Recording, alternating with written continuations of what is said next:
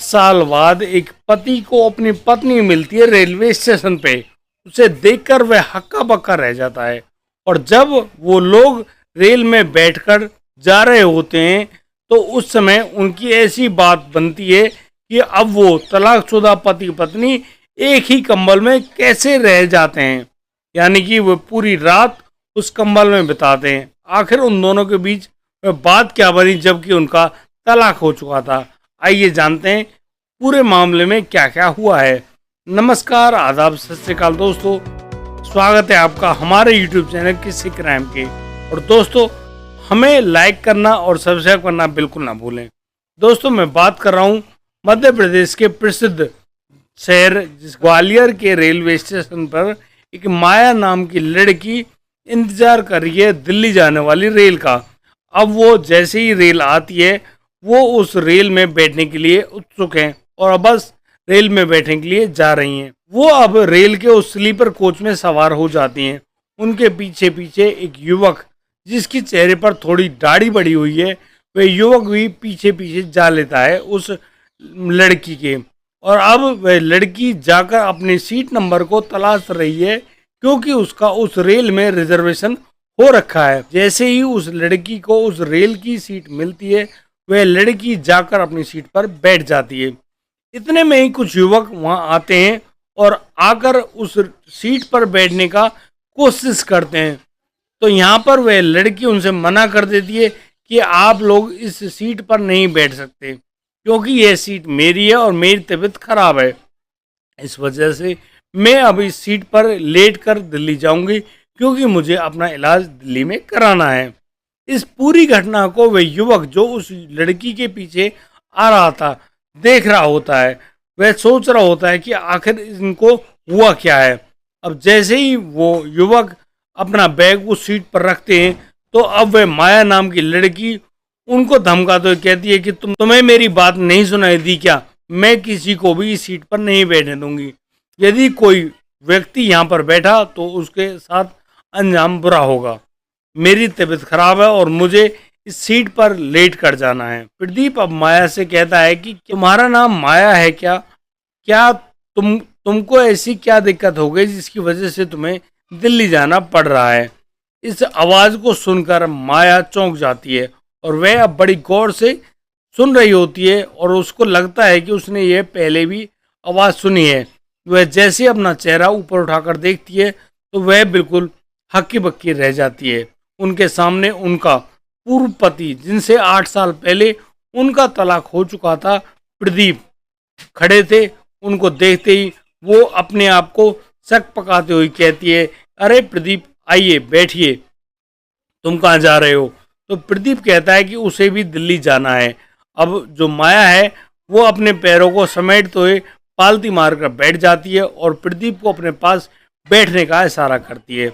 अब प्रदीप और माया दोनों आराम से बैठे हुए हैं। माया का प्रदीप से 8 साल पहले तलाक हो चुका था। उससे पहले जब दोनों एक दूसरे के पति पत्नी हुआ करते थे उस समय माया प्रदीप के लगातार शराब पीने से परेशान हुआ करती थी और वह लगातार शिकायत करती थी कि यह बात अच्छी नहीं है। यदि तुम अपनी इस आदत को नहीं सुधारते हैं तो मैं तुम्हें छोड़कर चली जाऊंगी। जब प्रदीप अपनी आदत को नहीं सुधार पाते यानी कि शराब पीना नहीं छोड़ते हैं तो वह जो माया है वह प्रदीप को तलाक देकर उनके घर से चली जाती है। इस बात को गुजरे हुए करीब 8 साल हो गए हैं और अब माया को देखकर प्रदीप भी बड़ा हैरान है कि आखिर माया यहाँ इस हालात में कैसे है। लेकिन माया पहले से ज़्यादा सुंदर लग रही हैं। वे एकटक माया को देख रहे होते हैं और माया भी अपने पूर्व पति प्रदीप को देख रहे होते हैं। तो यहाँ पर माया प्रदीप से पूछती है कि आप बताइए क्या हाल चाल है? तो प्रदीप तो कहते हैं कि मैं तो ठीक हूँ, बिल्कुल मुझे कोई परेशानी नहीं है, लेकिन तुम्हें क्या हुआ जिस वजह से तुम ये कह रही थी उन सवारियों से कि मेरी तबीयत खराब है? तो यहाँ पर माया कहती हैं कि वह तो ऐसे ही कह रही थी, उनको पसंद नहीं है कि कोई भी उनकी सीट पर आकर बैठे। माया इस प्रकार की बात कहते हुए अब प्रदीप से पूछती हैं कि क्या उन्होंने शादी कर ली? तो प्रदीप कहते हैं नहीं, वह तो पहले से ही बदनाम हो चुका है उस शराब के चक्कर में और इस शराब ने उसकी जीवन खराब कर दिया है, अब उससे कोई शादी भी नहीं करता। और जब प्रदीप माया से पूछते हैं कि क्या तुमने शादी कर ली, तो यहाँ पर माया कहती है कि उनको कोई उचित व्यक्ति ही नहीं मिला जिससे वो शादी कर लें। जैसे जैसे ट्रेन दिल्ली की तरफ बढ़ रही थी तो धीरे धीरे सर्दी भी बढ़ने लगी थी, और सर्दी बढ़ने के कारण माया अपने बैग से एक कंबल निकालती है और कंबल को अपने पैरों पर डालते हुए अब कंबल का एक हिस्सा प्रदीप को थमाते हुए कहती हैं कि प्रदीप ये लो, ठंड हो गई है और तुम ये कंबल ओढ़ लो। तो प्रदीप अब यहाँ कहते हैं कि नहीं, उसको कंबल नहीं ओढ़ना है क्योंकि उसको ठंड लगनी ही बंद हो गई। उसको वह बात याद है कि जब वह सुबह सुबह सर्दियों में सो रहा था तो माया ने उसकी रजाई खींच दी थी और उसके ऊपर एक बाल्टी जो कि पानी से भरी हुई थी उसके ऊपर फेंक दी थी। अब ऐसे आदमी को ऐसी हालात में ठंड कैसे लगती है? आखिर माया को अपने मायके जाना था और बस तब से उसको ठंड लगनी बंद हो गई है। इस प्रकार से जब माया के सामने इस बात को प्रदीप रखते हैं तो दोनों के चेहरे पर मुस्कुराहट आ जाती है और दोनों की मुस्कुराहट अब आगे बढ़ने लगती है। यानी कि अब दोनों अपने साथ हुए उन किस्सों को याद कर रहे हैं जो कि 8 साल पहले दोनों के पति पत्नी रूप में हुए थे। धीरे धीरे ट्रेन आगे बढ़ रही है और अब रात भी होने को आई है। माया अब प्रदीप से कहती है कि उनको लेटना है, क्या तुम भी लेटना चाहोगे? अब यहाँ पर एक ही सीट पर दोनों यानी कि माया और उनका पूर्व पति प्रदीप एक दूसरे से करवट लेकर एक ही कंबल के अंदर लेट जाते हैं।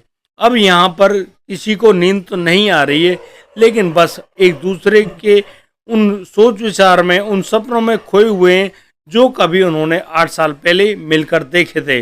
धीरे धीरे ट्रेन भी दिल्ली की तरफ आगे बढ़ रही होती है तो यहाँ पर कई बार दोनों के शरीर भी एक दूसरे को छू जाते हैं और जैसे ही दोनों एक दूसरे को छूते हैं उनके शरीरों में सरहंसी दौड़ने लगती है और दोनों चौंक कर एक दूसरे की तरफ नजर उठाकर अवश्य देखते हैं।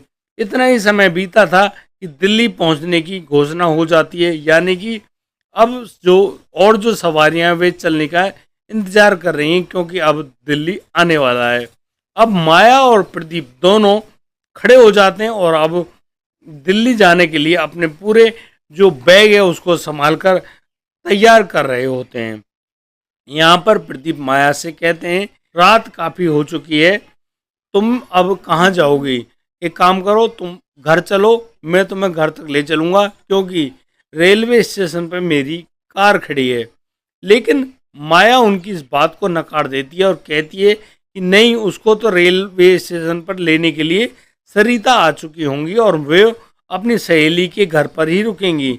यानी कि उनकी जो सहेली सरिता हैं जो दिल्ली में रहती हैं उन्हीं के पास वह माया रुकने वाली हैं। और जैसे ही रेलवे स्टेशन आता है दिल्ली का, अब दोनों रेल से उतर जाते हैं और एक दूसरे को बाय बाय करते हुए दोनों अपने अपने गंतव्य स्थान पर निकल जाते हैं। माया की वह बात जो प्रदीप को लगातार परेशान कर रही थी वह एक ही बात थी कि माया ने अभी तक शादी नहीं करी है और वो अब दिल्ली जो आई हैं सरिता के पास, वो सरिता के बताए गए एक लड़के को देखने के लिए आई हैं।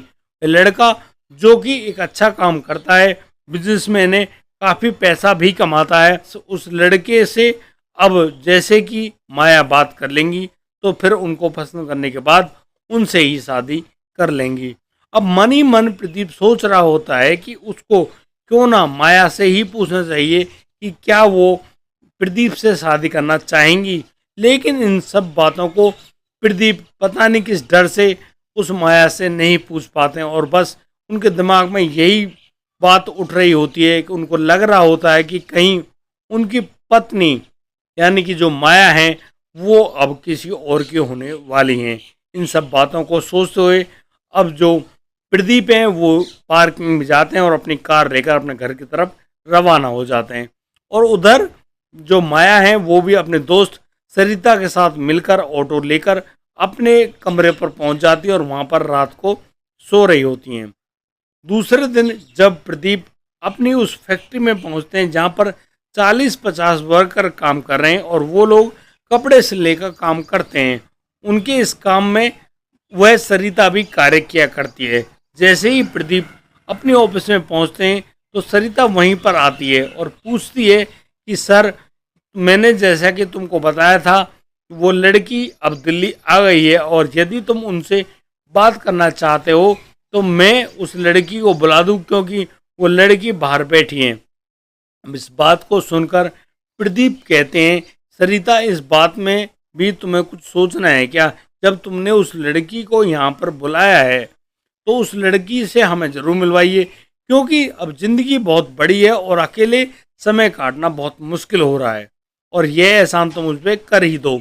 अब थोड़ी ही देर में सरिता बाहर जाती है और सरिता अपने साथ उन माया को बुलाकर उनकी ऑफिस में लाकर बिठा देती है।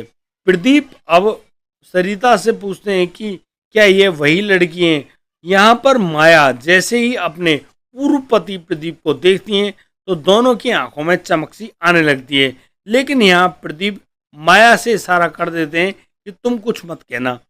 अब यहाँ पर सरिता बोलने लगती है कि ये जो लड़की है जिनका नाम माया है, ये लड़की, इन्होंने अभी तक कोई भी शादी नहीं करी है, वे शुरू से ही कुंवारी हैं और बस ये एक अच्छे पति की तलाश में हैं। इनकी थोड़ी उम्र फालतू हो गई है, ये अच्छी पढ़ी लिखी हैं, लेकिन ये कंपनी में कार्य भी करती हैं और इसी प्रकार से इनको टेक्सटाइल का बहुत अच्छा अनुभव भी है। इन बातों को सुनकर प्रदीप थोड़ा गुमसुम से हो जाते हैं। अब यहाँ पर जब सरिता माया से पूछती हैं कि क्या ये जो प्रदीप जी हैं आपको पसंद है, तो यहाँ पर जो माया हैं वो भी चुप होती हैं। अब दोनों अचानक इस प्रकार से चुपचाप बैठे हैं, उनके चेहरे को देखकर सरिता उनसे पूछती है कि सर, क्या मुझसे बहुत बड़ी गलती हो गई है? क्या ये लड़की आपको पसंद नहीं है? इस बात को सुनकर अब दोनों माया और प्रदीप हंस पड़ते हैं और अब उनकी हंसी कुछ अलग ही तरह की होती है। और अब प्रदीप कहते हैं कि सरिता, तुमने जो एहसान मुझ पे किया है उस एहसान के बदले मैं पता नहीं कैसे चुका पाऊंगा। तुमने आज मेरे उस हमसफर को मिला दिया है दोबारा से, जिसको मैं 8 साल पहले भुला चुका था, यानी कि जो 8 साल पहले मुझसे तलाक लेकर दूर जा चुका था। मैं दोबारा से माया को पाकर बहुत ज़्यादा खुश हूँ, प्रसन्न हूँ, और सरिता, इसी बात के लिए मैं तुम्हारा हाथ जोड़कर अभिनंदन करता हूँ।